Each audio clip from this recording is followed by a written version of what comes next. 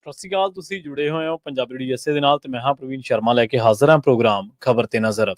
ਖਬਰ ਤੇ ਨਜ਼ਰ ਪ੍ਰੋਗਰਾਮ ਦੇ ਵਿੱਚ ਕਈ ਅਹਿਮ ਤੇ ਕਈ ਖਾਸ ਖਬਰਾਂ ਨੂੰ ਲੈ ਕੇ ਚਰਚਾ ਕਰਨ ਦੇ ਲਈ ਜੁੜ ਚੁੱਕੇ ਨੇ ਪੰਜਾਬ ਤੋਂ ਸੀਨੀਅਰ ਪੱਤਰਕਾਰ ਦੀਪਕ ਸ਼ਰਮਾ ਚਨਾਰਥਲ ਜੀ। ਸ਼ਰਮਾ ਸਤਿ ਸ਼੍ਰੀ ਅਕਾਲ, ਸਵਾਗਤ ਹੈ ਜੀ ਪੰਜਾਬੀ ਡੀਐਸਏ ਦੇ। ਸਤਿ ਸ਼੍ਰੀ ਅਕਾਲ ਪ੍ਰਵੀਨ ਜੀ, ਸਾਰੇ ਦਰਸ਼ਕਾਂ ਨੂੰ ਸਰੋਤਿਆਂ ਨੂੰ ਪਿਆਰ ਭਰੀ ਸਤਿ ਸ਼੍ਰੀ ਅਕਾਲ। ਸਤਿ ਸ਼੍ਰੀ ਅਕਾਲ ਜੀ। ਪ੍ਰੋਗਰਾਮ ਦੇ ਵਿੱਚ ਅੱਗੇ ਵਧਣ ਤੋਂ ਪਹਿਲਾਂ ਧੰਨਵਾਦ ਕਰਦੇ ਚੱਲੀਏ ਸਪਾਂਸਰਸ ਦਾ ਜਿਹੜੇ ਜ਼ਰੀਆ ਬਣਦੇ ਨੇ ਇਹਨਾਂ ਪ੍ਰੋਗਰਾਮਾਂ ਨੂੰ ਤੁਹਾਡੇ ਤੱਕ ਪਹੁੰਚਾਉਣ ਦੇ ਲਈ। ਖਾਲਸਾ ਇੰਸ਼ੋਰੈਂਸ ਏਜੰਸੀ ਵਾਲੇ ਜਿਨ੍ਹਾਂ ਤੋਂ ਤੁਸੀਂ ਹਰ ਤਰੀਕੇ ਦੀ ਇੰਸ਼ੋਰੈਂਸ ਲੈ ਸਕਦੇ ਹੋ। ਇੰਸ਼ੋਰੈਂਸ ਬਾਰੇ ਪਤਾ ਕਰਨ ਦੇ ਲਈ ਇਹਨਾਂ ਦਾ ਨੰਬਰ ਹੈ 468 272 2500।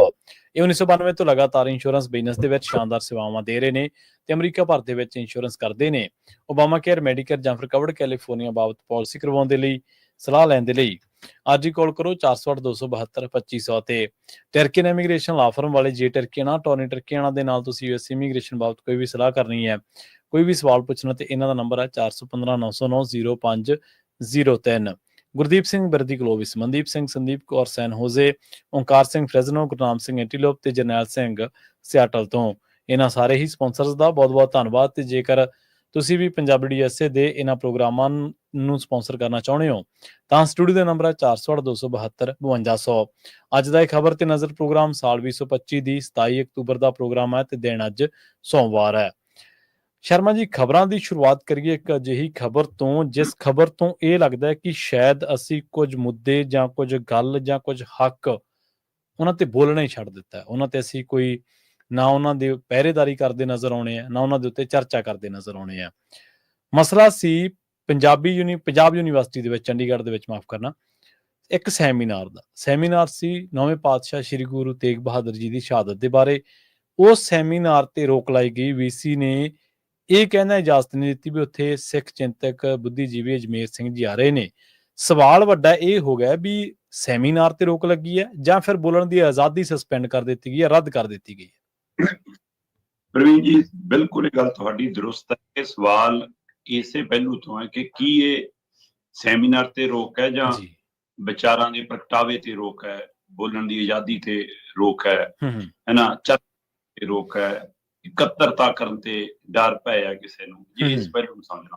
ਜੀ ਪੰਜਾਬ ਯੂਨੀਵਰਸਿਟੀ ਚੰਡੀਗੜ੍ਹ ਦੇ ਵਿੱਚ ਸੱਥ ਨਾਂ ਦੀ ਵਿਦਿਆਰਥੀਆਂ ਦੀ ਉਹ ਸੰਸਥਾ ਹੈ ਜਾਂ ਉਹ ਇੱਕ ਵਿੰਗ ਹੈ ਜਿਹਦਾ ਇੱਕ ਨੁਮਾਇੰਦਾ ਵੀ ਚੁਣਿਆ ਗਿਆ। ਹੁਣ ਤਾਂ ਉਹ ਚੁਣਿਆ ਵੀ ਨਾ ਜਾਂਦਾ ਤਾਂ ਵੀ ਵਿਦਿਆਰਥੀਆਂ ਦੇ ਲਈ ਇਹ ਆਜ਼ਾਦੀ ਹੈ ਕਿ ਉਹ ਆਪਣੇ ਕਿਸੇ ਵੀ ਪਹਿਲੂ ਨੂੰ ਲੈ ਕੇ ਮੰਥਨ ਕਰ ਸਕਦੇ ਆ, ਚਰਚਾ ਕਰ ਸਕਦੇ ਆ। ਔਰ ਜਿਹੜਾ ਵਿਸ਼ਾ ਉਹਨਾਂ ਨੇ ਚੁਣਿਆ ਸ਼੍ਰੀ ਗੁਰੂ ਤੇਗ ਬਹਾਦਰ ਜੀ ਦੇ 350 ਸਾਲਾ ਸ਼ਹੀਦੀ ਪੁਰਬ ਨੂੰ ਸਮਰਪਿਤ ਸੈਮੀਨਾਰ ਦਾ, ਇਸ ਮੌਕੇ ਤਾਂ ਦੇਸ਼ ਭਰ ਦੇ ਵਿੱਚ ਵੱਖ-ਵੱਖ ਸੂਬਿਆਂ ਦੇ ਵਿੱਚ ਸਰਕਾਰੀ ਪੱਧਰ ਦੇ ਉੱਤੇ ਵੀ ਤੇ ਧਾਰਮਿਕ ਪੱਧਰ ਦੇ ਉੱਤੇ ਵੀ ਦਿਹਾੜਾ ਮਨਾਇਆ ਜਾ ਰਿਹਾ। ਦੂਸਰੇ ਪਾਸੇ ਅੱਜ ਦੇ ਦੌਰ ਦੇ ਵਿੱਚ ਜੇਕਰ ਕੋਈ ਸਭ ਤੋਂ ਵੱਧ ਸਾਰਥਕ ਹੈ ਤਾਂ ਮੈਨੂੰ ਲੱਗਦਾ 9ਵੀਂ ਪਾਤਸ਼ਾਹੀ ਦਾ ਇਹ ਦਿਹਾੜਾ ਇਸ ਲਈ ਸਾਰਥਕ ਹੈ ਕਿ ਅੱਜ ਦੀ ਤਰੀਕ 'ਚ ਜਿਹੋ ਜਿਹਾ ਮਨੁੱਖੀਅਤ ਕਰਨ ਦਾ ਘਾਣ ਹੋ ਰਿਹਾ, ਉਹ ਚੀਜ਼ ਤੋਂ ਵੱਡੀ ਕੋਈ ਉਦਾਹਰਨ ਨਹੀਂ ਸਾਡੇ ਮੂਹਰੇ ਜਿਹੜਾ ਸਾਨੂੰ ਸ਼ੀਸ਼ਾ ਦਿਖਾਉਂਦੀ ਹੋਵੇ। ਸਹੀ ਹੈ। ਕਿ ਸ਼੍ਰੀ ਤੇਗ ਬਹਾਦਰ ਜੀ ਨੇ ਉਸ ਸਮੇਂ ਉਸ ਧਾਰਨਾ ਦੇ ਲਈ ਕੁਰਬਾਨੀ ਦਿੱਤੀ ਜਿਹੜੀ ਧਾਰਨਾ ਨੂੰ ਉਹ ਆਪ ਨਹੀਂ ਅਪਣਾਉਂਦੇ ਸੀ, ਪਰ ਉਹ ਕਹਿੰਦੇ ਵੀ ਕਿਸੇ ਵੀ ਵਿਅਕਤੀ ਨੂੰ ਧਾਰਮਿਕ ਤੌਰ ਤੇ ਆਪਣੀਆਂ ਰੋਹ ਰੀਤਾਂ ਅਨੁਸਾਰ ਜਿਉਣ ਦਾ ਹੱਕ ਹੈ। ਜੀ ਸਹੀ ਹੈ, ਬਿਲਕੁਲ ਸਹੀ। ਇਹ ਸੱਤਾ ਕੋਈ ਵੀ ਤਾਕਤ ਵਾਲੀ ਧਿਰ ਕੋਈ ਵੀ ਉਹਦੇ ਨਾਲ ਕੋਈ ਵਿਤਕਰਾ ਕਰਦੀ ਹੈ ਤੇ ਉਹਦੇ ਲਈ ਗੁਰੂ ਸਾਹਿਬ ਨੇ ਸਾਹਮਣੇ ਆ ਕੇ ਆਪ ਕੁਰਬਾਨੀ ਦਿੱਤੀ। ਤੇ ਅੱਜ ਵੀ ਤਾਂ ਸਵਾਲ ਇਹੀ ਖੜਾ ਧਿਰ ਜਿਹੜੀ ਧਿਰਾਂ ਨਾਲ ਵਿਤਕਰਾ ਕਰਦੀ ਹੈ, ਚਾਹੇ ਉਹ ਘੱਟ ਗਿਣਤੀਆਂ ਦੇ ਮਾਮਲੇ ਹੋਣ, ਚਾਹੇ ਗਰੀਬ ਤਬਕਾ ਹੋਵੇ, ਚਾਹੇ ਵੱਖ-ਵੱਖ ਧਰਮਾਂ ਵਾਲਾ ਪਹਿਲੂ ਹੋਵੇ, ਤੇ ਫਿਰ ਉੱਥੇ ਵੀ ਕਿਸੇ ਨੇ ਤਾਂ ਉਹਨਾਂ ਦੇ ਆਧਾਰ ਤੇ ਉੱਤੇ ਆਵਾਜ਼ ਚੁੱਕਣੀ ਹੈ। ਇਹ ਤੋਂ ਚੰਗਾ ਮੌਕਾ ਕਦੋਂ ਹੋ ਸਕਦਾ ਜਦੋਂ ਤੁਸੀਂ ਉਹਨਾਂ 3.5 ਸਾਲੋਂ ਮਨਾ ਰਹੇ ਹੋ ਤੇ ਉਹਦੇ ਵਿੱਚੋਂ ਵਿਦਿਆਰਥੀਆਂ ਕਿ ਅਸੀਂ ਵੀ ਇਸ ਵਿਸ਼ੇ ਤੇ ਸੈਮੀਨਾਰ ਕਰਾਂਗੇ। ਹੁਣ ਵਿਦਿਆਰਥੀ ਕਹਿੰਦੇ ਜੀ ਸਾਨੂੰ ਇਹ ਕਿਹਾ ਗਿਆ ਵੀ ਕਿ ਤੁਸੀਂ ਆਪਣੇ ਬੁਲਾਰੇ ਬਦਲੋ। ਠੀਕ ਹੈ। ਤੇ ਯੂਨੀਵਰਸਿਟੀ ਦਾ ਪ੍ਰਸ਼ਾਸਨ, ਡੀਨ, ਹੋਰ ਉਹ ਕਹਿੰਦੇ ਜੀ ਨਹੀਂ ਜੀ ਅਸੀਂ ਤਾਂ ਇਹਨਾਂ ਨੂੰ ਨਾ ਹੀ ਨਹੀਂ ਕੀਤੀ ਜੀ, ਇਹਨਾਂ ਤੋਂ ਬੁਲਾਰਿਆਂ ਦੇ ਨਾਮ ਮੰਗੀ ਸੀ, ਇਹਨਾਂ ਨੇ ਬੁਲਾਰਿਆਂ ਦੇ ਨਾਂ ਨਹੀਂ ਦਿੱਤੇ। ਅੱਛਾ। ਉਹ ਸਾਨੂੰ ਹਾਲ ਦੀ ਇਜਾਜ਼ਤ ਨਹੀਂ, ਤੁਸੀਂ ਬੁਲਾਰਿਆਂ ਦੀ ਗੱਲ ਕਰੀ, ਜਿਹਨੂੰ ਸਾਨੂੰ ਬੁਲਾਰਿਆਂ ਦੇ ਨਾਂ ਸਾਰਾ ਕੁਝ ਦਿੱਤਾ ਵਾ। ਸਵਾਲ ਇਹ ਨੀਗਾ, ਸਵਾਲ ਇਹ ਕਿ ਕੀ ਉਹ ਬਾਹਰੀ ਵਿਦਿਆਰਥੀ ਨੇ ਜਿਹੜੇ ਕਰ ਰਹੇ ਨੇ, ਜਦੋਂ ਯੂਨੀਵਰਸਿਟੀ ਦੇ ਅੰਦਰ ਦੇ ਵਿਦਿਆਰਥੀ ਨੇ ਤੁਹਾਨੂੰ ਦੱਸਤਾ, ਤੁਸੀਂ ਉਹਦੇ ਆਧਾਰ ਤੇ ਉਹਨਾਂ ਨੂੰ ਕਰਨ ਦੀ ਇਜਾਜ਼ਤ ਦਿਓ। ਜਿਹੜੇ ਬੁਲਾਰਿਆਂ ਨੂੰ ਬੁਲਾ ਰਹੇ ਨੇ ਜੇ ਤਾਂ ਉਹਨਾਂ ਬੁਲਾਰਿਆਂ ਦੇ ਖਿਲਾਫ ਦੇਸ਼ ਦੇ ਕੋਈ ਕਾਨੂੰਨੀ ਤੌਰ ਦੇ ਉੱਤੇ ਕੋਈ ਸਜ਼ਾ ਜਾਬਤਾ ਨੇ, ਉਹ ਜੇ ਕੋਈ ਉਹ ਜੇਲ੍ਹ ਕੱਟ ਕੇ ਆਏ ਨੇ ਜਾਂ ਉਹ ਭਗੌੜੇ ਨੇ, ਫਿਰ ਤਾਂ ਤੁਸੀਂ ਕਹੋ ਜੀ ਕਿ ਉਹ ਯੂਨੀਵਰਸਿਟੀ 'ਚ ਕਿਵੇਂ ਆ ਰਹੇ ਨੇ। ਸਹੀ ਹੈ। ਜੇ ਉਹਨਾਂ ਤੇ ਸੰਵਿਧਾਨਕ ਕੋਈ ਰੋਕ ਹੀ ਨਹੀਂ, ਫਿਰ ਤੁਸੀਂ ਕਿਹੜੇ ਆਧਾਰ ਤੇ ਫੈਸਲਾ ਕਰ ਲਿਆ ਜੀ ਕਿਉਂਕਿ ਆ ਕੇ ਦੇਸ਼ ਵਿਰੋਧੀ ਬੋਲਣਗੇ। ਬਈ ਜੇ ਤੁਹਾਨੂੰ ਲੱਗਦਾ ਕੁਝ ਅਜਿਹਾ ਬੋਲਣਗੇ, ਫਿਰ ਬਾਅਦ ਚੋਂ ਦੇ ਲਿਓ ਨੋਟਿਸ, ਬਾਅਦ ਚੋਂ ਕਰ ਲਿਓ ਕਾਰਵਾਈ। ਪਹਿਲਾਂ ਹੀ ਤੁਸੀਂ ਕਿਵੇਂ ਅੰਦਾਜ਼ਾ ਲਾ ਰਹੇ ਹੋ, ਪਹਿਲਾਂ ਹੀ ਕਿਵੇਂ ਫੈਸਲਾ ਕਰ ਰਹੇ ਹੋ।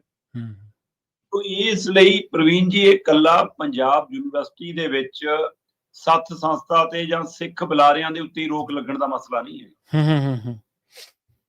ਦੇਸ਼ ਭਰ ਦੀਆਂ ਉਹ ਸਾਰੀਆਂ ਯੂਨੀਵਰਸਿਟੀਆਂ, ਉਹ ਸਾਰੇ ਮੰਚ, ਉਹ ਸਾਰੀਆਂ ਧਿਰਾਂ ਸਰਕਾਰ ਨੂੰ ਚੁੱਕਦੀਆਂ ਨੇ ਜਿਹੜੀਆਂ ਉਹਨੂੰ ਸਵਾਲ ਕਰਦੀਆਂ ਨੇ। ਸਹੀ। ਜਿਹੜੀਆਂ ਉਹਨੂੰ ਕਟਹਿਰੇ 'ਚ ਲਿਆ ਕੇ ਕਰਦੀਆਂ ਨੇ। ਬਿਲਕੁਲ ਸਹੀ। ਮਤਲਬ ਜਦੋਂ ਰਾਜਾਸ਼ਾਹੀ ਰਾਜ ਸੀ ਤਦ ਦਰਬਾਰੀ ਕਵੀ ਹੁੰਦੇ ਸੀ, ਤੇ ਦਰਬਾਰੀ ਕਵੀ ਨੇ ਸਰਕਾਰ ਦਾ ਹੀ ਗੀਤ ਗਾਉਣਾ ਹੁੰਦਾ ਸੀ, ਰਾਜੇ ਦਾ ਹੀ ਗੀਤ ਗਾਉਣਾ ਹੁੰਦਾ ਸੀ, ਉਹਦੀ ਉਤਸਤੀ ਕਰਨੀ ਹੁੰਦੀ ਸੀ, ਉਹਦੀ ਮਹਿਮਾ ਹੀ ਗਾਉਣੀ। ਤੇ ਇਸ ਦੇ ਨਾਲ ਫਿਰ ਆਪਣੇ ਦਰਬਾਰ 'ਚ ਉਹਨਾਂ ਨੇ ਕੋਈ ਚਾਪਲੂਸ ਰੱਖੇ ਹੁੰਦੇ ਸੀ, ਜਿਹੜੇ ਹਜੂਰ ਹਰ ਗੱਲ 'ਚ ਬਾਹਰ ਰਾਜਾ ਜੀ ਤੁਸੀਂ ਕਮਾਲ ਕਰਤੀ ਮਹਾਰਾਜ, ਹੈ ਨਾ। ਹੁਣ ਅੱਜ ਦੀ ਤਰੀਕ ਦੇ ਵਿੱਚ ਪਿਛਲੀਆਂ ਸਰਕਾਰਾਂ ਕਨੀ ਜਦੋਂ ਝਾਤ ਮਾਰਦੇ ਹੋ ਤਾਂ ਉਹਨਾਂ ਨੇ ਵੀ ਦਰਬਾਰੀ ਕਵੀ ਪਾਲੇ ਆ, ਦਰਬਾਰੀ ਮੀਡੀਆ ਪਾਲਿਆ, ਦਰਬਾਰੀ ਬੁਲਾਰੇ ਪਾਲੇ ਆ, ਜਿਹੜੇ ਉਹਨਾਂ ਦਾ ਹੀ ਗੁਣਗਾਨ ਗਾਉਂਦੇ ਸੀ। ਪਰ ਹੁਣ ਤੱਕ ਆਉਂਦੇ ਜਿਹੜਾ ਹੁਣ ਰਾਜ ਭਾਗ ਭਾਰਤ 'ਚ ਸਰਕਾਰਾਂ ਮੰਨ ਰਹੀਆਂ ਨੇ, ਚਾਹੇ ਸੂਬੇ ਦਾ ਪਹਿਲੂ ਹੋਵੇ ਚਾਹੇ ਦੇਸ਼ ਦਾ, ਉੱਥੇ ਤਰੀਕਾ ਹੋਰ ਬਦਲ ਗਿਆ। ਹੁਣ ਉਹ ਤੋਂ ਵੀ ਗਾਂਹ ਚਲੇ ਗਏ। ਸਹੀ ਹੈ। ਹੁਣ ਸਾਡਾ ਹੀ ਗਾਓਗੇ ਤੁਸੀਂ, ਉਤਸਵ ਤਾਂ ਸਾਡੀ ਉਹ ਕਰੋਗੇ, ਮਹਿਮਾ ਤਾਂ ਸਾਡੀ ਉਹ ਕਰੋਗੇ, ਪਰ ਗੀਤ ਵੀ ਉਹ ਗਾਓਗੇ ਜਿਹੜਾ ਅਸੀਂ ਲਿਖ ਕੇ ਦੇਵਾਂਗੇ। ਸਹੀ ਹੈ। ਹੁਣ ਇਹ ਨਹੀਂਗਾ ਕਿ ਤੁਸੀਂ ਆਪ ਲਿਖ ਲਓਗੇ, ਉਹ ਵੀ ਨਹੀਂ। ਸੋ ਜਿਨ੍ਹਾਂ ਨੂੰ ਆਪਣੀ ਹੀ ਲਿਖਤ ਆਪ ਹੀ ਕੰਨੀ ਸੁਣਨ ਦੀ ਆਦਤ ਪੈ ਜਾਵੇ, ਉਹ ਫਿਰ ਦੂਜੇ ਦੀ ਆਵਾਜ਼ ਨਹੀਂ ਸੁਣ ਸਕਦੇ। ਪਰ ਉਹ ਆਵਾਜ਼ ਜਿਹੜੀ ਉਹਨਾਂ ਨੂੰ ਸਵਾਲ ਕਰਦੀ ਹੋਵੇ, ਜਿਹੜੀ ਉਹਨਾਂ ਤੋਂ ਹਿਸਾਬ ਮੰਗਦੀ ਹੋਵੇ, ਜਿਹੜੇ ਉਹਨਾਂ ਦਾ ਦੁੱਧ ਦਾ ਦੁੱਧ ਪਾਣੀ ਦਾ ਪਾਣੀ ਕਰਦੀ ਹੋਵੇ। ਸੋ ਇਸ ਲਈ ਇਹਨਾਂ ਨੂੰ ਵਿਚਾਰਾਂ ਤੋਂ, ਸੈਮੀਨਾਰਾਂ ਤੋਂ, ਸੱਚ ਤੋਂ, ਚਰਚਾ ਤੋਂ, ਸੱਚ ਤੋਂ ਡਰ ਲੱਗਣ ਲੱਗਿਆ। ਤੇ ਇਹ ਓਵਰਆਲ ਵਰਤਾਰਾ ਹੈ। ਇਸ ਨੂੰ ਕੱਲਾ ਸਿੱਖ ਸੰਸਥਾ ਨਾਲ ਜੋੜ ਕੇ, ਪੰਜਾਬ ਯੂਨੀਵਰਸਿਟੀ ਨਾਲ ਜੋੜ ਕੇ ਦੇਖਣ ਦੀ ਲੋੜ ਨਹੀਂ, ਇਹਨੂੰ ਬੜੇ ਪਸਾਰੇ 'ਚ ਬੜੀ ਤਾਕਤ ਵਜੋਂ ਖੜਾ ਕਰਨ ਦੀ ਲੋੜ ਹੈ। ਮੈਂ ਬੰਦੀ ਸਿੰਘਾਂ ਦੇ ਮਾਮਲੇ ਤੇ ਵੀ ਅਕਸਰ ਕਹਿੰਦਾ ਹਾਂ, ਜਦੋਂ ਪਤਾ ਹੈ ਕਿ ਦਿੱਲੀ ਸਾਨੂੰ ਮਾੜਾ ਜਿਹਾ ਸਵਾਲ ਕਰਨ ਤੇ ਜਦੋਂ ਧੱਕ ਕੇ ਇੱਕ ਹੋਰ ਘਰ 'ਚ ਲੈ ਜਾਂਦੀ ਹੈ ਜੀ, ਇਹ ਤਾਂ ਉਹ ਲੋਕ ਨੇ, ਚੀਨੀ ਨੇ, ਪਾਕਿਸਤਾਨੀ ਨੇ, ਖਾਲਿਸਤਾਨੀ ਨੇ, ਪਤਾ ਨਹੀਂ ਕਿਹੜੇ ਕਿਹੜੇ ਟੈਗ ਲਾ ਦਿੰਦੀ ਆ, ਫਿਰ ਆਪਾਂ ਆਪਣਾ ਮੈਦਾਨ ਬੜਾ ਕਰ ਲਈਏ। ਸਹੀ, ਬਿਲਕੁਲ। ਸਾਨੂੰ ਦੇਸ਼ ਭਰ ਦੀਆਂ ਉਹਨਾਂ ਧਿਰਾਂ ਨੂੰ ਨਾਲ ਲੈਣਾ ਪਊਗਾ, ਹੈ ਨਾ। ਉਮਰ ਖਾਲਿਦ ਵਰਗੇ ਬੰਦੇ ਅੰਦਰ ਧੱਕੇ ਹੋਏ ਨੇ, ਸਹੀ ਸੀ। ਉਹ ਦੱਸਿਆ ਸੋਨਮ ਵਾਂਗਚੁਕ, ਹੈ ਨਾ, ਉਹ ਤੁਸੀਂ ਜਦੋਂ ਤੁਹਾਨੂੰ ਸਵਾਲ ਕਰਦਾ ਹੱਕ ਮੰਗਦਾ ਸੂਬੇ ਦੇ, ਉਹ ਅੰਦਰ ਸਿੱਟੇ ਹੋਏ ਨੇ, ਤੇ ਜਿਹਨੇ ਜੁੱਤੀ ਸਿੱਟੀ ਸੀ ਕਹਿੰਦੇ ਨਹੀਂ ਰਹਿਣ ਦਿਓ ਜੀ, ਇਹਦੇ ਬਾਰੇ ਕੁਝ ਨਹੀਂ ਕਰਨਾ, ਇਹਨੂੰ ਮਾਫ ਕਰ ਦਿਓ। ਸਹੀ ਸੀ, ਇਹ ਤਕਾਜ਼ਾ। ਸੋ ਇਸ ਲਈ ਸਾਨੂੰ ਆਪਣਾ ਮੈਦਾਨ ਬੜਾ ਕਰਨਾ ਪੈਣਾ, ਦਾਇਰਾ ਬੜਾ ਕਰਨਾ ਪੈਣਾ। ਉਹ ਸਾਰੀਆਂ ਧਿਰਾਂ ਨੂੰ ਇਕੱਠੇ ਇੱਕ ਪਲੇਟਫਾਰਮ ਤੇ ਲਿਆਓ ਕਿ ਜਿਹੜੇ ਮਤਲਬ ਕਿ ਸੱਤਾ ਨੂੰ ਸਵਾਲ ਕਰਦੇ ਨੇ, ਜਿਨ੍ਹਾਂ ਨਾਲ ਧੱਕਾ ਵਧੀਕੀ ਹੁੰਦੀ ਹੈ, ਉਹ ਤਾਕਤ ਬਣ ਕੇ ਸਵਾਲ ਕਰਨੇ ਪੈਣਗੇ, ਨਹੀਂ ਤਾਂ ਇਹ ਰੋਕਾਂ ਲੱਗਦੀਆਂ ਰਹਿਣਗੀਆਂ। ਜੀ ਬਿਲਕੁਲ ਸਹੀ ਹੈ।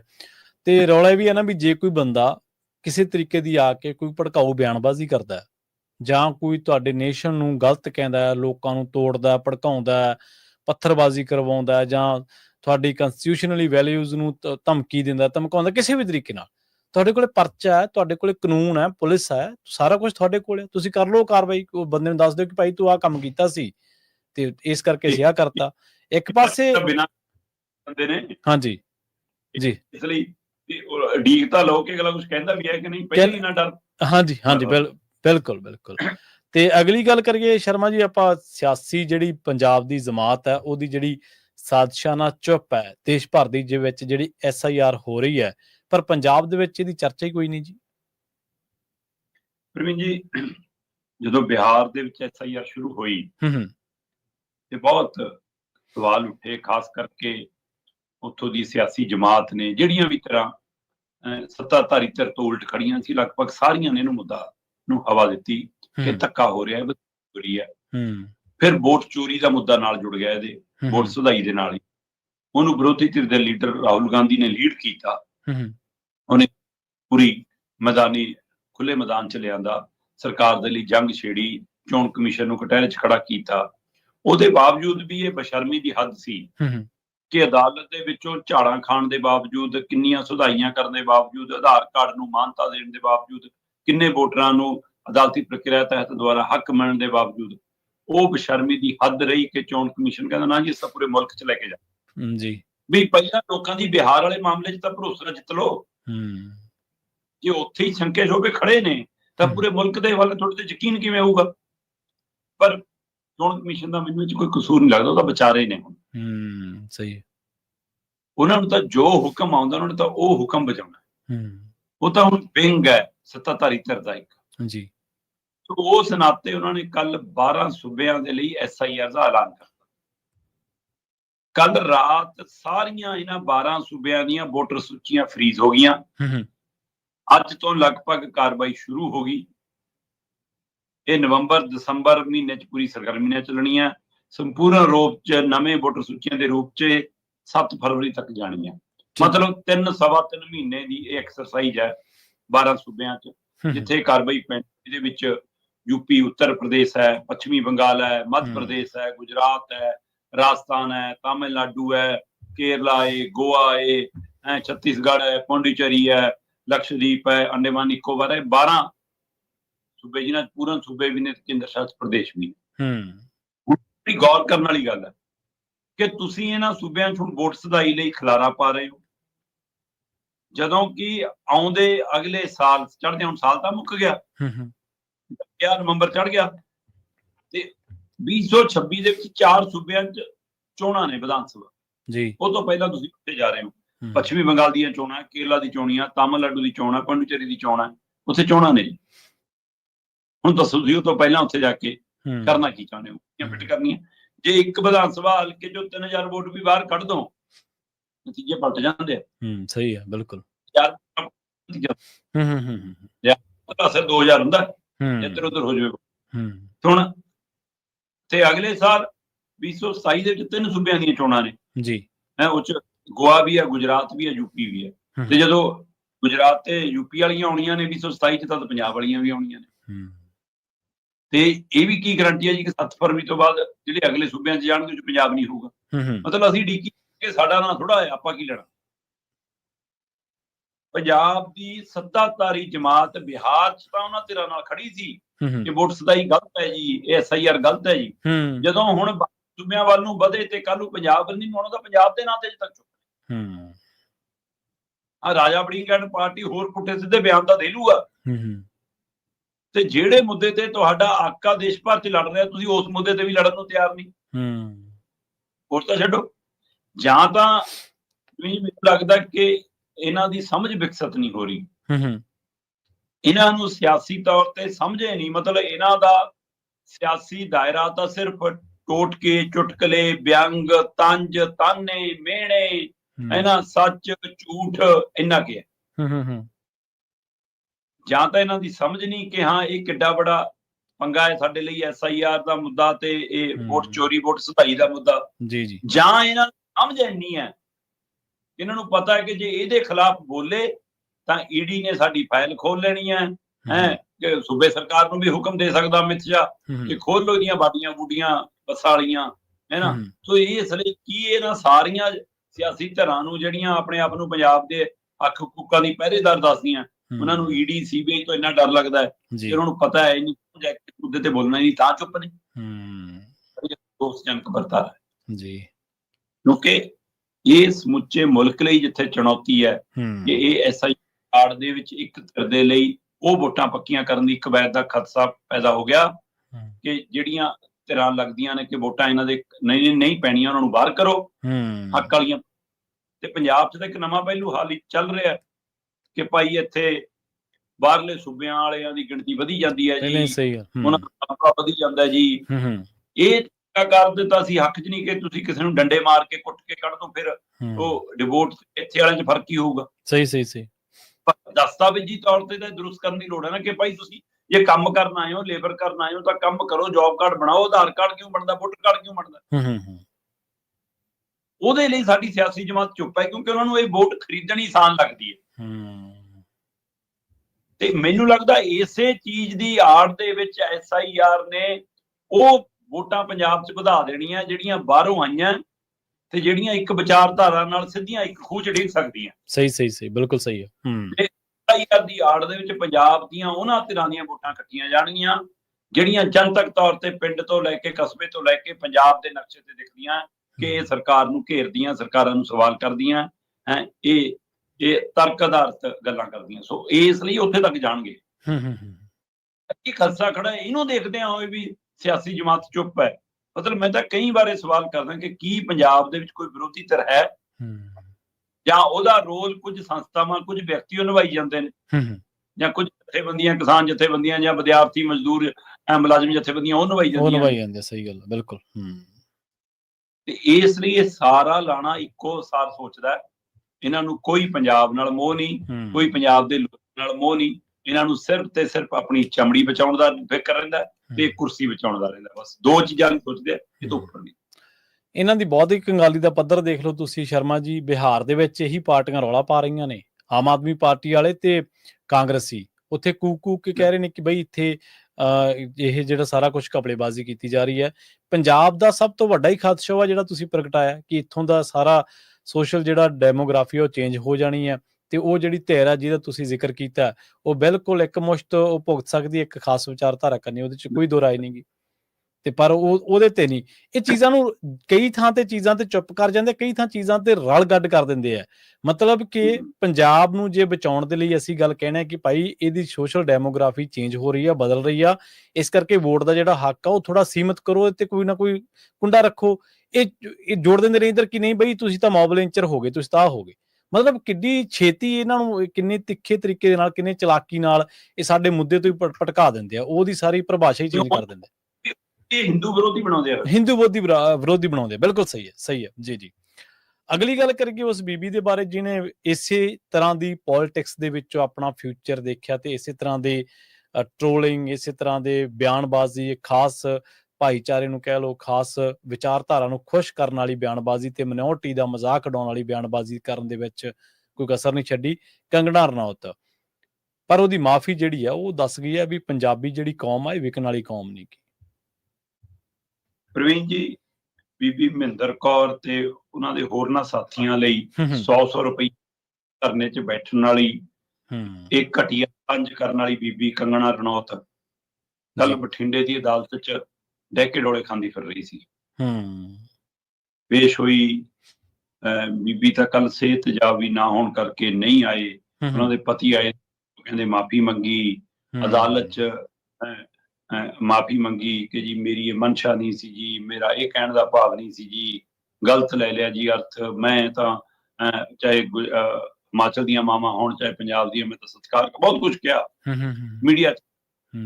ਚਲ ਐਨਕਾਂ ਲਾ ਕੇ ਰੱਖੀਆਂ ਮੀਡੀਆ ਮੂਹਰੇ ਤਾਂ ਠੀਕ ਹੈ, ਅਗਲੀ ਅਦਾਕਾਰ ਹੈ, ਕਲਾਕਾਰ ਹੈ, ਮੈਂਬਰ ਪਾਰਲੀਮੈਂਟ ਹੈ ਤੇ ਜ਼ਮਾਨਤ ਦੀ ਮਨਜ਼ੂਰੀ ਲਈ, ਫਿਰ ਉਸ ਤੋਂ ਬਾਅਦ ਗਾਂ ਨੂੰ ਪੇਸ਼ੀ ਤੇ ਛੂਟ ਲਈ ਉਹ ਸਾਰੀ ਪ੍ਰਕਿਰਿਆ ਹੋਈ ਜੀ। ਪਰ ਸਵਾਲ ਮੇਰਾ ਇਹ ਤੋਂ ਵੱਖਰਾ ਹੈ।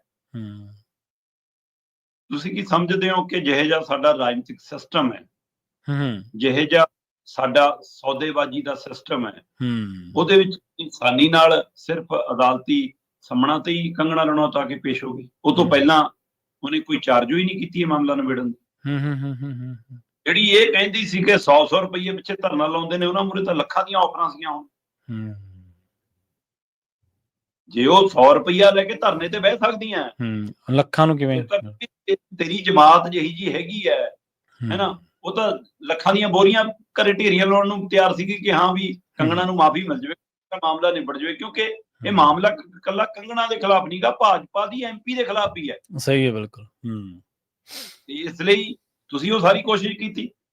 ਸੋ ਇਸ ਇੱਕ ਪਹਿਲੂ ਨੇ ਦੱਸਦਾ ਕਿ ਸਿਰਫ ਇੱਜ਼ਤ ਮਾਣ ਦੀ ਲੜਾਈ ਹੈ, ਪੈਸੇ ਧੇਲੇ ਵਾਲਾ ਮਸਲਾ ਨਹੀਂ ਹੁੰਦਾ। ਫਿਰ ਜਦੋਂ ਅਣਖ ਦੀ ਗੱਲ ਆ ਜਾਵੇ, ਜਦੋਂ ਇੱਜ਼ਤ ਦੀ ਗੱਲ ਆ ਜਾਵੇ, ਜਦੋਂ ਪੂਰੇ ਕੌਮ ਦਾ ਪਹਿਲੂ ਆ ਜਾਵੇ, ਪੂਰੀ ਪੰਜਾਬੀਅਤ ਦਾ ਮਸਲਾ ਆ ਜਾਵੇ, ਫਿਰ ਇੱਥੇ ਘਰ ਘਰ ਦਰ ਦਰ ਦੇਲੀ ਮਹਿੰਦਰ ਕੌਰ ਹੈ। ਸਹੀ ਜੋ ਬੀਬੀ ਨੇ ਦੱਸਦਾ ਕਿ ਨਾ ਉਮਰ ਦਾ ਮਸਲਾ, ਨਾ ਬੁਢਾਪੇ ਦਾ ਮਸਲਾ, ਇਹ ਤੈਨੂੰ ਬੀਬੀ ਲਿਆਉਣਾ ਸੀ ਬਸ ਉੱਥੇ। ਸਹੀ ਗੱਲ। ਤੇ ਉਸ ਸਮੇਂ ਵੀ ਉਹਨਾਂ ਦੇ ਪਤੀ ਸਿੱਲੀਆਂ ਅੱਖਾਂ ਨਾਲ ਕਹਿ ਰਹੇ ਸੀਗੇ, ਕਹਿੰਦਾ ਮੈਂ ਕੌਣ ਹੁੰਦਾ ਫੈਸਲਾ ਇਕੱਲਾ ਲੈਣ ਵਾਲਾ। ਸਹੀ ਹੈ। ਕੇਸ ਤਾਂ ਉਹ ਪਰਿਵਾਰ ਨੇ ਇਕੱਲਿਆਂ ਨੇ ਕੀਤਾ, ਲੜਾਈ ਤਾਂ ਉਹ ਪਰਿਵਾਰ ਹੀ ਲੜ ਰਿਹਾ ਨਾ ਅਦਾਲਤੀ ਪ੍ਰਕਿਰਿਆ ਚ। ਪਰ ਉਹ ਕਹਿੰਦਾ ਨਾ, ਇਹ ਅੰਦੋਲਨ ਦੌਰਾਨ ਵਾਪਰੀ ਆ, ਤੇ ਉਹ ਸਾਰੀਆਂ ਧਿਰਾਂ ਜਿਨ੍ਹਾਂ ਨੇ ਸਾਡਾ ਇਸ ਔਖੀ ਘੜੀ 'ਚ ਸਾਥ ਦਿੱਤਾ, ਅਸੀਂ ਤਾਂ ਆਪਣੀਆਂ ਸਾਰੀਆਂ ਧਿਰਾਂ ਨਾਲ ਰਾਏ ਕਰਕੇ ਫੈਸਲਾ ਲਵਾਂਗੇ ਤੈਨੂੰ ਮਾਫੀ ਦੇਣੀ ਹੈ ਕਿ ਨਹੀਂ ਦੇਣੀ। ਹੁਣ 24 ਨਵੰਬਰ ਨੂੰ ਅਗਲੀ ਤਰੀਕ ਹੈ, ਹੋ ਸਕਦਾ ਕੰਗਣਾ ਨੂੰ ਛੋਟ ਮਿਲ ਜਾਵੇ, ਮਤਲਬ ਉਹਨਾਂ ਦੇ ਵਕੀਲ ਆ ਜਾਣ, ਹੈਨਾ। ਪਰ ਇਹ ਇੱਕ ਵਾਰ ਇਹ ਮਾਫੀ ਨੇ ਦੱਸਤਾ ਕਿ ਅਣਖ ਬਹੁਤ ਵੱਡੀ ਹੁੰਦੀ ਹੈ ਬੀਬੀ, ਨਿਮ ਕੇ ਰਹਿਣਾ ਚਾਹੀਦਾ। ਸੋ ਜਿਹੜੀ ਆਪਣੇ ਹਲਕੇ ਦੇ ਲੋਕਾਂ ਦੀ ਨਿਮਰਤਾ ਨਾਲ ਸਾਰ ਨਹੀਂ ਲੈਂਦੀ, ਹੈਨਾ, ਉਸ ਬੀਬੀ ਨੇ ਸ਼ੀਸ਼ਾ ਦਿਖਾਤਾ। ਸਲਾਮ ਹੈ ਮਹਿੰਦਰ ਕੌਰ। ਬਹਾਦਰਗੜ੍ਹ ਜੰਡੀਆਂ ਬਠਿੰਡੇ ਦਾ ਇੱਕ ਪਿੰਡ ਹੈ, ਜਿਹੜਾ ਕਿ ਗਿੱਦੜਬਾਏ ਤੋਂ ਜਦੋਂ ਆਪਾਂ ਅੱਗੇ ਨੂੰ ਥੋੜਾ ਜਾਂਦੇ ਹਾਂ ਬਠਿੰਡੇ ਵਾਲੀ ਸਾਈਡ ਨੂੰ, ਤਾਂ ਉੱਥੇ ਆਉਂਦਾ ਇਹ। ਇਹਨਾਂ ਮਾਤਾ ਜੀ ਨੂੰ ਮੈਂ ਪਰਸਨਲੀ ਇੰਟਰਵਿਊ ਵੀ ਕੀਤਾ ਹੋਇਆ, ਉਦੋਂ ਵੀ ਇਹਨਾਂ ਦੇ ਵਿੱਚ ਇਹੀ ਹੌਸਲਾ ਤੇ ਇਹੀ ਜਜ਼ਬਾ ਸੀ। ਕਿਸਾਨੀ ਅੰਦੋਲਨ ਉਦੋਂ ਚੱਲ ਹੀ ਰਿਹਾ ਸੀਗਾ। ਗੱਲ ਸਾਰੀ ਤੁਹਾਡੀ ਜਿਹੜੀ ਇੱਕ ਕਿਰਦਾਰ ਦੀ ਪਰਿਭਾਸ਼ਾ ਨਾ ਉਹਦੇ ਤੇ ਖੜੀ ਹੈ। ਤੁਹਾਡਾ ਕਿਰਦਾਰ ਕਿਹੋ ਜਿਹਾ, ਇਹ ਜਿਹੜਾ ਪੈਸਾ ਟਕਾ ਹੈ, ਇਹ ਜਿਹੜੀਆਂ ਸ਼ੋਹਰਤਾਂ ਨੇ, ਸੋਸ਼ਲ ਮੀਡੀਆ ਤੇ ਜਿਹੜੀ ਬਿਆਨਬਾਜ਼ੀ, ਇਹ ਤਾਂ ਬਹੁਤ ਛੋਟੀਆਂ ਗੱਲਾਂ ਰਹਿ ਜਾਂਦੀਆਂ ਨੇ ਜਦੋਂ ਕਿਰਦਾਰਾਂ ਦੀ ਗੱਲ ਆਉਂਦੀ ਹੈ। ਇਹ ਤਾਂ ਬਹੁਤ ਟੈਂਪਰੇਰੀ ਗੱਲਾਂ ਨੇ। ਸੋ ਬਿਲਕੁਲ ਜਿਵੇਂ ਤੁਸੀਂ ਵਿਖਿਆਨ ਕੀਤਾ ਹੀ ਆ ਵੀ ਵਾਕਈ ਬਹੁਤ ਚੀਜ਼ਾਂ ਸਾਬਤ ਹੁੰਦੀਆਂ ਨੇ, ਇਹ ਛੋਟੀਆਂ ਮੋਟੀਆਂ ਘਟਨਾਵਾਂ ਨਹੀਂ ਆ। ਮਾਤਾ ਨੇ, ਉਹਦੇ ਜਜ਼ਬੇ ਨੇ, ਦਲੇਰੀ ਨੇ, ਸੂਝ-ਬੂਝ ਨੇ, ਲੜਾਈ ਨੇ ਸਾਬਤ ਕਰਤਾ ਵੀ ਲੜਨ ਦੇ ਲਈ ਉਮਰਾਂ ਦੇ ਤਕਾਜ਼ੇ ਨਹੀਂ ਹੁੰਦੇ ਕਦੇ। ਅਗਲੀ ਗੱਲ ਕਰੀਏ ਹਰਚਰਨ ਸਿੰਘ ਭੁੱਲਰ ਦੇ ਬਾਰੇ। ਦੁਕਾਨਾਂ ਕਹਿੰਦੇ ਲੁਧਿਆਣੇ ਦੇ ਵਿੱਚ ਵੀ ਨੇ, ਤੇ ਜਿਵੇਂ ਤੁਸੀਂ ਉਸ ਦਿਨ ਵੀ ਜ਼ਿਕਰ ਕੀਤਾ ਸੀਗਾ ਵੀ ਜਦੋਂ ਲੋਕਰ ਖੋਲੇ ਤਾਂ ਉਹਦੇ ਚੋਂ ਫਲੈਟ ਡਿੱਗੇ। ਕੈਨੇਡਾ, ਦੁਬਈ ਦੇ ਵਿੱਚ ਫਲੈਟ ਹੈਗੇ ਨੇ, ਇਹਦੇ ਬਾਰੇ ਤਾਂ ਪਤਾ ਲੱਗ ਗਿਆ, ਪਰ ਹੁਣ ਅੱਗੇ ਕੀ ਹੈ ਜੀ? ਬਿਲਕੁਲ ਜੀ, ਆਪਾਂ ਪਹਿਲੇ ਦਿਨ ਤੋਂ ਹੀ ਗੱਲ ਕਰ ਰਹੇ ਸੀਗੇ ਕਿ ਜੋ ਜਾਣਕਾਰੀ ਆ ਰਹੀ ਹੈ ਉਹਦੇ ਵਿੱਚ ਵਿਦੇਸ਼ੀ ਫਲੈਟਾਂ ਦਾ ਜ਼ਿਕਰ ਆ ਰਿਹਾ ਹੈ, ਪਰ ਹੁਣ ਪਤਾ ਲੱਗ ਰਿਹਾ ਕਿ ਅਧਿਕਾਰਕ ਤੌਰ ਤੇ ਲਗਭਗ ਇਹ ਗੱਲ ਸਾਹਮਣੇ ਆ ਗਈ ਕਿ ਕੈਨੇਡਾ ਫਲੈਟ ਨੇ ਤੇ ਦੁਬਈ 'ਚ 2 ਫਲੈਟ ਨੇ। ਜੀ ਜੀ। ਹਰਿਆਣਾ ਖੇਤਰ 'ਚ 2 ਫਾਰਮ ਹਾਊਸ ਨੇ। ਠੀਕ ਹੈ। ਤੇ ਉਹਨਾਂ ਫਾਰਮ ਹਾਊਸ ਚੌਂਕੀਦਾਰ ਵੀ ਪੁਲਿਸ ਅਧਿਕਾਰੀ ਲਾਇਆ ਵਾ ਸੀ। ਠੀਕ ਹੈ। ਉੱਥੇ ਕਮਰਾ ਲੈ ਕੇ ਉੱਥੇ ਵਿਚਾਰਾ ਰਹਿੰਦਾ ਸੀ, ਉਹਦੀ ਡਿਊਟੀ ਉੱਥੇ ਹੀ ਸੀ। ਤੁਸੀਂ ਇਹ ਤਾਂ ਵੈਸੇ ਨਵੀਂ ਗੱਲ ਤਾਂ ਨਹੀਂ ਗੀ, ਸਾਰਿਆਂ ਨੂੰ ਪਤਾ ਕਿ ਪੁਲਿਸ ਅਧਿਕਾਰੀਆਂ ਦੇ ਡਰਾਈਵਰ ਵੀ ਕੌਣ ਹੁੰਦੇ ਨੇ, ਜਵਾਕਾਂ ਨੂੰ ਕੌਣ ਸਕੂਲ ਲੈ ਕੇ ਛੱਡ ਕੇ ਆਉਂਦੇ ਨੇ, ਹੈਨਾ, ਉਹਨਾਂ ਦੀਆਂ ਘਰ ਵਾਲੀਆਂ ਨੂੰ ਕੌਣ ਸ਼ਾਪਿੰਗਾਂ ਕਰਾ ਕੇ ਲਿਆਉਂਦੇ ਨੇ, ਹੈਨਾ, ਤੇ ਘਰਾਂ 'ਚ ਰੁਪਈਆ ਕੌਣ ਬਣਿਆ ਹੁੰਦਾ, ਮਾਲੀ ਕੌਣ ਬਣਿਆ ਹੁੰਦਾ, ਸਭ ਨੂੰ ਪਤਾ। ਤੋ ਇਸ ਲਈ ਇਹ ਜਿਹੜਾ ਤਰੀਕਾਕਾਰ ਹੈ, ਚਾਹੇ ਉਹ ਕਿੰਨੇ ਡੀਸੀਆਂ ਦੇ ਘਰੇ, ਤਹਿਸੀਲਦਾਰਾਂ ਦੇ ਘਰੇ, ਥਾਣੇਦਾਰਾਂ ਦੇ ਘਰੇ, ਸਾਰਿਆਂ ਦੇ ਇਹ ਕੰਮ ਚੱਲਦੇ ਨੇ, ਮਤਲਬ MLA ਦੇ ਘਰੇ। ਬਹੁਤ ਮਾੜਾ ਵਰਤਾਰਾ ਹੈ ਸਾਡੇ ਕਿ ਅਸੀਂ ਬੰਦੇ ਨੂੰ ਜਿਸ ਕਾਰਜ ਲਈ ਉਹਦੀ ਭਰਤੀ ਹੋਈ ਹੈ ਸਰਕਾਰੀ ਤੌਰ ਤੇ, ਉਹ ਕਾਰਜ ਕਰਦੇ ਆ। ਇਹ ਧੌਂਸ ਦਾ, ਮਾਲਕੀ ਦਾ ਪ੍ਰਗਟਾਵਾ ਹੈ। ਇਹ ਰਾਜਾਸ਼ਾਹੀ ਸਾਡੇ ਅੰਦਰੋਂ ਨਹੀਂ ਗਈ ਇਹਨਾਂ ਲੋਕਾਂ ਨੂੰ। ਦੂਸਰਾ, ਹੁਣ ਇਹਦੀਆਂ ਰਾਜ ਪਰਤਾਂ ਦਰ ਪਰਤਾਂ ਲਗਾਤਾਰ ਖੁੱਲੀ ਜਾਂਦੀਆਂ ਨੇ। ਹੁਣ ਲੁਧਿਆਣੇ 'ਚ 20 ਦੁਕਾਨਾਂ ਵੀ ਲੱਭ ਗਈਆਂ, ਮਤਲਬ ਹਜੇ ਪਤਾ ਨਹੀਂ, ਕਿਉਂਕਿ ਬੇਨਾਮੀ, ਮੈਂ ਉਦੋਂ ਵੀ ਗੱਲ ਕਰ ਸੀ, ਇਕੱਲੀ ਬੇਨਾਮੀ ਜਾਇਦਾਦ ਨਹੀਂ ਹੈਗੀ, ਬੇਨਾਮੇ ਲੋਕਰ ਵੀ ਹੈਗੇ, ਤੇ ਉਹਨਾਂ ਲੋਕਰਾਂ 'ਚ ਵੀ ਬਹੁਤ ਕੁਛ ਨਿਕਲਿਆ। ਪਰ ਪਤਨੀ ਕੋਲੋਂ ਜੋ ਕੁਛ ਕਹਿੰਦੇ ਜਾਣਕਾਰੀ ਇਕੱਤਰ ਕੀਤੀ ਆ, ਪੁੱਤਰ ਕੋਲੋਂ ਜੋ ਜਾਣਕਾਰੀ ਇਕੱਤਰ ਕੀਤੀ ਆ, 14 ਦੇ ਕਰੀਬ ਦਫ਼ਤਰ ਦੇ ਵਿੱਚ ਹਰਚੰਦ ਭੁੱਲਰ ਆ ਜਿਹੜੇ ਕੰਮ ਕਰਦੇ, ਉਹਨਾਂ ਤੋਂ ਜਾਣਕਾਰੀ ਜੋ ਇਕੱਤਰ ਕੀਤੀ ਆ। ਆਪਾਂ ਉਦੋਂ ਗੱਲ ਕਰ ਸੀ, ਐਲਾਨ ਕਰਨਗੇ ਹੁਣ ਭੁੱਲਰ ਨੂੰ ਸਾਹਮਣੇ ਬਿਠਾ ਕੇ, ਪਰ ਉਸ ਤੋਂ ਪਹਿਲਾਂ ਜੀ ਇਹ ਕ੍ਰਿਸ਼ਨੂ ਨੂੰ ਬਾਹਰ ਲਿਆ ਰਹੇ ਨੇ ਹੁਣ। ਠੀਕ ਹੈ ਜੀ। CBI ਅਦਾਲਤ ਦੇ ਵਿੱਚ ਕੱਲ ਅਰਜੀ ਦਾਖਲ ਕਰਤੀ, ਸਾਨੂੰ ਕ੍ਰਿਸ਼ਨੂ ਦਾ ਰਿਮਾਂਡ ਚਾਹੀਦਾ ਜੀ। 12 ਦਿਨਾਂ ਦਾ ਸ਼ਾਇਦ ਰਿਮਾਂਡ ਮੰਗਿਆ, ਅੱਜ ਉਹਦੇ ਤੇ ਮੰਨਿਆ ਜਾ ਰਿਹਾ ਕਿ 7-8 ਦਿਨ ਦਾ ਰਿਮਾਂਡ ਮਿਲ ਜੂਗਾ ਇਹਨਾਂ ਨੂੰ। ਤੇ ਹੁਣ ਇੱਕ ਤਾਂ ਉਹ ਇਹ ਸਾਰਾ ਕੁਝ ਜੋ ਨਵੇਂ ਤੱਥ ਇਕੱਠੇ ਕੀਤੇ ਆ, ਉਹਦੇ ਆਧਾਰ ਦੇ ਉੱਤੇ ਕ੍ਰਿਸ਼ਨ ਤੋਂ ਪੁੱਛਗਿੱਛ ਹੋਊਗੀ ਜੀ। ਤੇ ਫਿਰ ਉਹ ਤੋਂ ਬਾਅਦ ਰਿਮਾਂਡ ਦੀ ਵਾਰੀ ਹਰਚਰਨ ਭੁੱਲਰ ਦੀ ਆਉਣੀ। ਆਪਾਂ ਪਹਿਲਾਂ ਹੀ ਕਹਿ ਰਹੇ ਹਾਂ ਕਿ ਹੁਣ ਰਿਮਾਂਡ ਲੈਣਗੇ, ਸੋ ਉਧਰ ਨੂੰ ਕੜੀ ਤੁਰ ਪਈ ਜੀ ਜੀ। ਹਰਚਰਨ ਭੁੱਲਰ ਦੀਆਂ ਮੁਸ਼ਕਲਾਂ ਵੀ ਵੱਧ ਗਈਆਂ। ਪਤਾ ਇਹ ਵੀ ਲੱਗ ਰਿਹਾ ਕਿ ਪਰਿਵਾਰ ਤੇ ਵੀ ਸਕੰਜਾ ਕੱਸਣ ਦੀ ਤਿਆਰੀ ਹੋਈ। ਇਹ ਨਾ ਹੋਵੇ ਕੁਝ ਪਰਿਵਾਰ ਦੇ ਜੀਆਂ ਨੂੰ ਵੀ ਰਾਉਂਡ ਅਪ ਕਰ ਲਵੇ CBI। ਇਸ ਤਾਂ ਹੋ ਰਹੀ, ਇਹ ਤਾਂ ਅਗਾਂਹ ਵੀ ਕੁਝ ਹੋ ਸਕਦਾ। ਇਸ ਲਈ ਤਾਂ ਵੱਧ ਰਹੀਆਂ, ਪਰ ਇਸ ਮਾਮਲੇ 'ਚ ਵੀ ਸਵਾਲ ਉੱਥੇ ਹੀ ਹੈ ਜਿਵੇਂ ਆਪਾਂ SIR ਦੇ ਮਾਮਲੇ 'ਚ ਕਰ ਰਹੇ ਹਾਂ ਨਾ, ਕਿ ਸੱਤਾਧਾਰੀ ਧਿਰ ਤੋਂ ਲੈ ਕੇ ਵਿਰੋਧੀ ਧਿਰ ਇਸ ਮਸਲੇ ਤੇ ਬੋਲਦਾ ਨਹੀਂ। ਨਹੀਂ ਤਾਂ ਕਾਂਗਰਸ ਵਿਰੋਧੀ ਧਿਰ 'ਚ ਹੈ, ਅਕਾਲੀ ਧਿਰ ਆਪਣੀ ਸਿਆਸੀ ਜ਼ਮੀਨ ਤਲਾਸ਼ ਰਹੀ ਹੈ। ਉਹ ਤਾਂ ਪਾਣੀ ਪਾ ਲੈਂਦੇ ਭਗਵੰਤ ਮਾਨ ਨੂੰ ਕਿ ਤੂੰ ਗ੍ਰਹਿ ਮੰਤਰਾਲਾ ਸਾਂਭੀ ਬੈਠਾ, ਦੇ ਅਸਤੀਫਾ, ਤੇਰੇ ਨਾਲ ਦਿੱਲੀ ਭੁਗਤਾ ਦੀ ਸਵਾਲ ਕਰਦੇ ਹੋ, ਉਹ ਨਹੀਂ ਹੋ ਸਕਦੇ। ਹੈ ਨਾ। ਤੇ ਸੱਤਾਧਾਰੀ ਧਿਰ ਨੇ ਇੱਕ ਟਵੀਟ ਕਰਕੇ ਮੁੱਖ ਮੰਤਰੀ ਸਾਹਿਬ ਨੇ ਡੰਗ ਟਪਾਤਾ।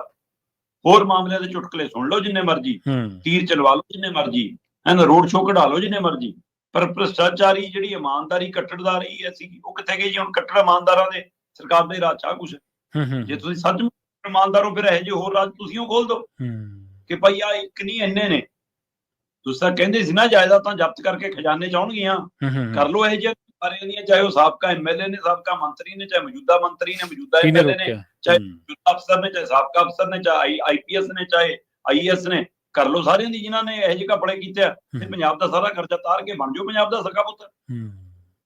ਕਰੋ ਨਾ ਕੁਛ, ਉਹ ਚਾਰਜ ਹੀ ਕਰਨੀ ਜੀ, ਬਿਆਨੀਆਂ ਦੇ ਦੇਣਾ ਖੜ ਕੇ ਜੀ ਕਿ ਇਹਨੇ ਬੇਅਦਬੀ ਕਰਾਈ। ਜਿਹਨੇ ਬੇਅਦਬੀ ਕਰਾਈ ਫਿਰ ਅੰਦਰ ਕਿਉਂ ਨਹੀਂ ਗਿਆ ਹਾਲ ਤੱਕ ਤੁਹਾਡੇ ਰਾਜ ਚ?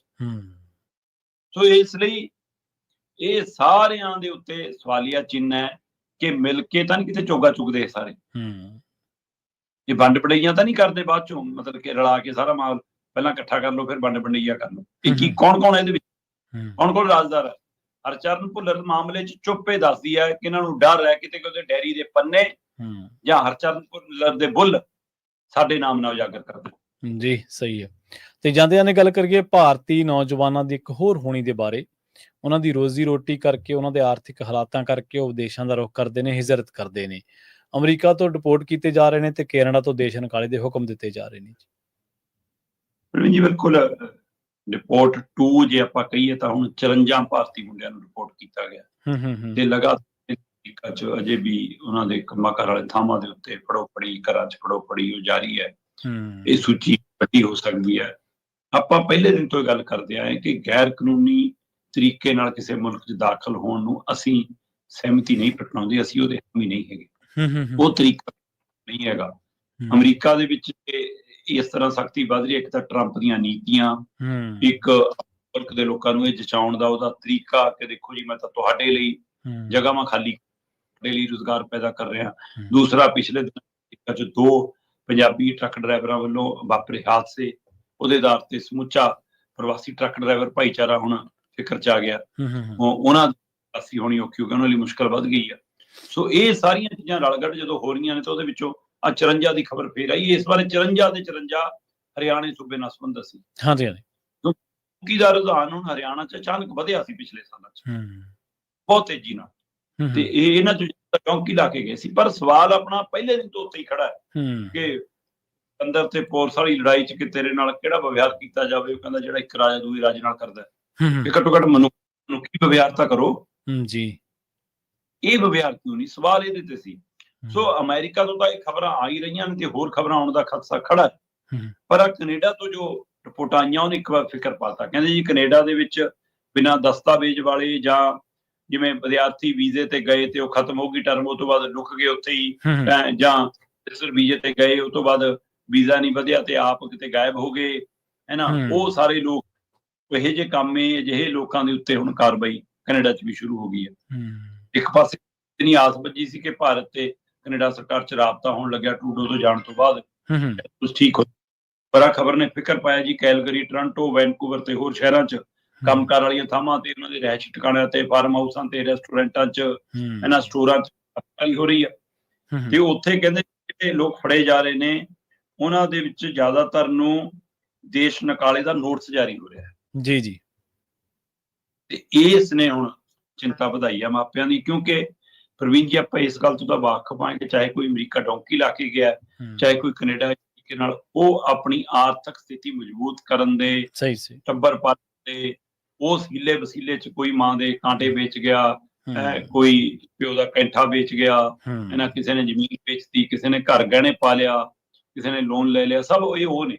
ਸੋ ਹੁਣ ਪੈਸਾ ਵੀ ਗਿਆ, ਧੀ ਪੁੱਤ ਵੀ ਵਾਪਸ ਆ ਰਹੇ ਨੇ, ਜਾਂ ਜੇਲ੍ਹਾਂ 'ਚ ਧੱਕੇ ਖਾ ਰਹੇ ਨੇ, ਜਾਂ ਨਜ਼ਰਬੰਦ ਨੇ, ਜਾਂ ਦੇਸ਼ ਨਿਕਾਲੇ ਦੇ ਹੁਕਮ ਨੇ, ਤੇ ਇਹਦੇ ਨਾਲ ਹੀ ਆਪਣੇ ਫਿਰ ਪਿੰਡਾਂ 'ਚ ਜਿਹੜੀ ਬਦਨਾਮੀ ਵਾਲਾ ਪਹਿਲੂ ਖੜਾ ਹੁੰਦਾ ਉਹ ਬਹੁਤ ਆਪਾਂ ਮਨ ਨੂੰ ਲਾ ਕੇ ਤਾਂ ਲੋਕਾਂ ਨੇ ਗੱਲਾਂ ਕਰਨਾ। ਸੋ ਇਸ ਘੜੀ ਦੇ ਵਿੱਚ ਸਰਕਾਰਾਂ ਦਾ ਰੋਲ ਕੀ ਆ? ਘੱਟੋ ਘੱਟ ਉਹ ਇਹਨੂੰ ਨਿਯਮਾਵਲੀ ਤਹਿਤ ਬਣਾ ਲੈਣ, ਇੰਨਾ ਕਿ ਮੌਕਾ ਦੇ ਦੇਣ ਮਾਂ ਪਿਓ ਨੂੰ ਕਿ ਉਹ ਇਹ ਕਹਿਣ ਜੀ ਅਸੀਂ ਆਪਣਾ ਜਵਾਕ ਵਾਪਸ ਬੁਲਾ ਲਈ ਜੀ, ਉੱਥੇ ਤਾਂ ਕੁਛ ਹੈ ਨਹੀਂ ਤੁਹਾਨੂੰ ਰੁਜ਼ਗਾਰ। ਸੋ ਇਹ ਕੋਈ ਰਾਹ ਤਾਂ ਦੇ ਦੇਣ ਨਾ ਉਹਨਾਂ ਨੂੰ। ਸੋ ਇਸ ਲਈ ਇਹ ਘਟਨਾਵਾਂ ਲਗਾਤਾਰ ਵੱਧ ਰਹੀਆਂ ਨੇ, ਜਿਹਦੇ ਨਾਲ ਪੰਜਾਬ ਦੇ ਵਿੱਚ ਖਾਸ ਕਰਕੇ, ਹਰਿਆਣਾ ਦੇ ਵਿੱਚ ਖਾਸ ਕਰਕੇ, ਉੱਤਰੀ ਭਾਰਤ ਦੇ ਵਿੱਚ ਇਹ ਗਿਣਤੀ ਵੱਧਦੀ ਦਿਖ ਰਹੀ ਹੈ ਜਿਹੜੀ ਉੱਧਰ ਉਹਨਾਂ ਦੇ ਜਵਾਕ ਫਸੇ ਹੋਏ ਨੇ। ਇੱਕ ਜਿਹੜਾ ਨਾਗਰਿਕ ਹੁੰਦਾ ਨਾ ਸ਼ਰਮਾ ਜੀ, ਉਹ ਕੱਲਾ ਨਾਗਰਿਕ ਨਹੀਂ ਹੁੰਦਾ ਦੇਸ਼ ਦਾ। ਜੇ ਸਮਝਿਆ ਜਾਵੇ ਤਾਂ ਉਹ ਦੇਸ਼ ਦੀ ਸੋਵਰਨਟੀ ਹੁੰਦੀ ਹੈ ਤੁਰੀ ਫਿਰਦੀ, ਜਾਣ ਵਾਲੀ। ਤੇ ਪਰ ਇੱਥੇ ਤਾਂ ਆਪਾਂ ਤੁਸੀਂ ਦੱਸਦੇ ਰਹੇ ਆ ਵੀ ਇੱਕ ਪਾਸੇ ਮੋਦੀ ਸਾਹਿਬ ਅਮਰੀਕਾ ਸੀਗੇ, ਦੂਜੇ ਪਾਸੇ ਹੱਥ ਕੜੀਆਂ ਲਾ ਕੇ ਕਿਸ ਤਰੀਕੇ ਨਾਲ ਭੇਜਿਆ ਜਾ ਰਿਹਾ ਸੀ। ਇੱਕ ਵੀ ਵਾਰੀ ਉਹਨਾਂ ਨੇ ਜ਼ਿਕਰ ਕੀਤਾ ਇਸ ਗੱਲ ਦਾ, ਇੱਕ ਵੀ ਵਾਰੀ ਉਹਨਾਂ ਨੇ ਇਤਰਾਜ਼ ਪ੍ਰਗਟਾਇਆ। ਔਰ ਇਸ ਤੋਂ ਬੇਸ਼ਰਮ ਕੀ ਹੋਣਗੇ ਹਾਕਮ ਜਿਹੜੇ ਜਿਨ੍ਹਾਂ ਦੇ ਹਾਕਮਾਂ ਦੇ ਮੁਲਕਾਂ ਦੇ ਲੋਕਾਂ ਨੂੰ ਪਹਿਲਾਂ ਤਾਂ ਹਿਜਰਤ ਕਰਨੀ ਪੈਂਦੀ ਹੈ, ਫਿਰ ਜਦੋਂ ਉਹ ਅੜਿੱਕੇ ਚੜ ਜਾਂਦੇ ਨੇ ਉਹਨਾਂ ਮੁਲਕਾਂ ਦੇ ਤਾਂ ਉਹਨਾਂ ਨੂੰ ਫਿਰ ਵਾਪਸ ਭੇਜਿਆ ਜਾਂਦਾ। ਔਰ ਵਾਪਸ ਭੇਜਣ ਦਾ ਤਰੀਕਾਕਾਰ ਵੀ ਉਹ ਕੋਈ ਮਨੁੱਖੀ ਨਹੀਂ ਆ, ਗੈਰ ਮਨੁੱਖੀ ਹੀ ਕਿਹਾ ਜਾਂਦਾ ਉਹਦਾ ਜਦੋਂ ਚਰਚਾ ਹੁੰਦੀ ਹੈ ਜਾਂ ਉਹਦਾ ਤਾਂ ਜ਼ਿਕਰ ਕੀਤਾ ਜਾਂਦਾ। ਪਰ ਇਹ ਪਤਾ ਨਹੀਂ ਕਿਉਂ, ਪਤਾ ਨਹੀਂ ਕਿਹੜੀ ਮਿੱਟੀ ਦੇ ਬਣੇ ਹੋਏ ਏਡੇ ਬੇਸ਼ਰਮ ਸਾਡੇ ਸਿਆਸਤਦਾਨ ਨੇ ਵੀ ਇਹਨਾਂ ਨੂੰ ਜਦੋਂ 15 ਅਗਸਤ 26 ਜਨਵਰੀ ਉਹਦੇ ਸੋਵਰਨਟੀ ਦੇ ਲੰਮੇ ਲੰਮੇ ਭਾਸ਼ਣ ਦੇ ਦੇਣਗੇ, ਸਾਡਾ ਮੀਡੀਆ ਵੀ ਕਹਿ ਦੂਗਾ ਮੋਦੀ 90 ਮਿੰਟ ਬੋਲੇ ਨੇ। ਉਹ ਜਿਹੜੇ 90 ਮਿੰਟ ਬੋਲੇ ਨੇ ਲੋਕਾਂ ਲਈ ਕਿੰਨੇ ਸਕਿੰਟ ਬੋਲੇ ਨੇ? ਬਸ ਗੱਲ ਤਾਂ ਇਹ, ਮਨ ਕੀ ਬਾਤ ਬੋਲੋ। ਹਾਂਜੀ, ਜਨ ਕੀ ਬਾਤ ਕਿਉਂ ਨਹੀਂ ਕਰਦੇ ਤੁਸੀਂ? ਔਰ ਤੁਹਾਨੂੰ ਯਾਦ ਆ ਜਾਂਦਾ, ਉਹ ਖੜ ਜਾਂਦੇ ਹੋ ਤੁਸੀਂ 50-55 ਸਕਿੰਟ ਰਾਸ਼ਟਰੀ ਗੀਤ ਤੇ, ਕਿਉਂ ਨਹੀਂ ਗੀਤੇ ਖੜ ਕੇ ਤੁਸੀਂ ਦੇਸ਼ ਦੀ ਸੋਵਰਨਟੀ ਬਚਾ ਲਈ ਹੈ। ਇਹ ਬੇਪੱਤੀ ਆ ਹਰੇਕ ਮੁਲਕ ਦੀ, ਜਿਹਨੂੰ ਵੀ ਭੇਜੇ ਜਾ ਰਹੇ ਨੇ ਇਹ ਨੌਜਵਾਨ ਜੀ। ਬਹੁਤ ਬਹੁਤ ਧੰਨਵਾਦ ਸ਼ਰਮਾ ਜੀ ਤੁਹਾਡਾ ਇਹਨਾਂ ਖਾਸ ਖਬਰਾਂ ਤੇ ਖਾਸ ਜਾਣਕਾਰੀਆਂ ਦੇ ਲਈ। ਸਤਿ ਸ੍ਰੀ ਅਕਾਲ ਜੀ। ਪ੍ਰੋਗਰਾਮ ਖਬਰ ਤੇ ਨਜ਼ਰ ਨੂੰ ਆਪਾਂ ਇੱਥੇ ਸਮਾਪਤ ਕਰਾਂਗੇ। ਤੁਹਾਡਾ ਸਾਰਿਆਂ ਦਾ ਵੀ ਬਹੁਤ ਧੰਨਵਾਦ। ਸਤਿ ਸ੍ਰੀ ਅਕਾਲ। ਜੁੜੇ ਰਹੋ ਪੰਜਾਬੀ ਰੇਡੀਓ।